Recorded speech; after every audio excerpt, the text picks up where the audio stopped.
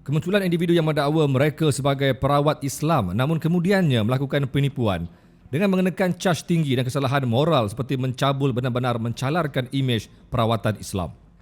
Ibaratnya kerana nilai setitik rosak susu sebelanga.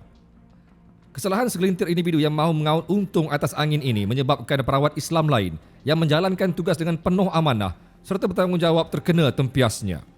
Malah golongan itu juga melatah apabila Akta 775 Perubatan Tradisional dan Complementary 2016 diwartakan pada Mac 2016. Ketua Lajnah Penyelidikan Pembangunan Darul Shifa Malaysia, Datuk Abdul Rashid Man Amin berkata, tujuan akta itu diwartakan adalah untuk mengawal selia serta mengatur perjalanan beberapa amalan perubatan tradisional dan complementary. Satu daripadanya ialah amalan pengubatan Islam. Menurut beliau, tujuan lain pewartaan akta itu adalah untuk mengawal tingkah laku perawat Islam dan mengelakkan berlakunya kejadian negatif seperti itu.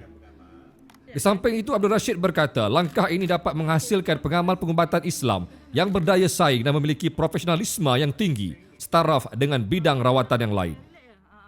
Seseorang tu tidak boleh praktik amalan mereka kalau mereka belum didaftarkan.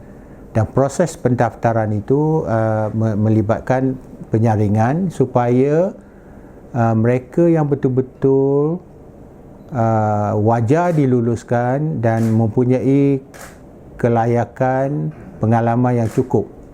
Jadi satu kawalan kepada satu sistem perkhidmatan kesihatan yang teratur nanti. Itulah tujuan dia. Sumber ilmu, bagaimana dia buat kajian tadi, bagaimana sumber ilmu diperoleh. Yang berguru ada 90%, tapi 10% lagi tu daripada 70 pusat tu dapat ilmu secara mimpi, secara anugerah, secara ilham. Yang mana itu tidak wajar dalam Islam, tak diajar macam tu ya. Kita berilmu, mendapat ilmu perubatan Islam ni mesti berguru.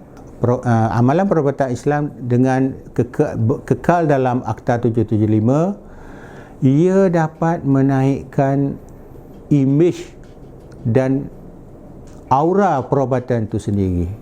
Perubatan Islam ni dah tiba masanya going global. Nak pergi global, you kena cari platform yang betul.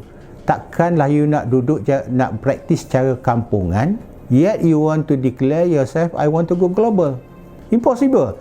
Platform yang terbaik adalah akta ini. Kerana akta ini adalah suatu wadah di mana siapa yang duduk dalam tu, dia mudah dilihat orang.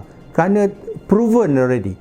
Kementerian Kesihatan is a proven organisation yang berkait dengan memberi khidmat kesihatan. Orang tak soal dah. Saya tak tahu motif peribadi masing-masing, tapi memanglah sesuatu akta tu penuh dengan peraturan, penuh dengan kawalan. Mereka yang ada sikap ambil suka orang panggil sambil lewa, memang tidak suka dikawal. Itu aja saya nampak. Excuses kalau kata kenapa tak suka pada akta adalah mereka yang tidak suka patuh pada peraturan. Sedangkan peraturan yang dibuat tu untuk kebaikan. Bayangkan selama ni perawat tak pernah terfikir bahawa hak pesakit boleh dituntut melalui perundangan. Di bawah akta ini, kalau you merawat seseorang dan you buat sambil lewa tanpa SOP dan berlaku kecederaan pada pesakit, pesakit pula boleh bawa kes you ke mahkamah dan you kena boleh diambil tindakan perundangan, boleh didenda, malah kalau silap hari bulan boleh dipenjara. Jadi hak pesakit tu satu komponen besar tu yang sebelum ni tak terfikir. Begitu juga hak perawat diberi hak dalam akta. Bukanlah maknanya kalau kita jadi perawat, kita jadi mangsa keadaan, tak, dikawal. As long as you are professional, you berpandukan pada SOP, pada peraturan, insya-Allah terbaik.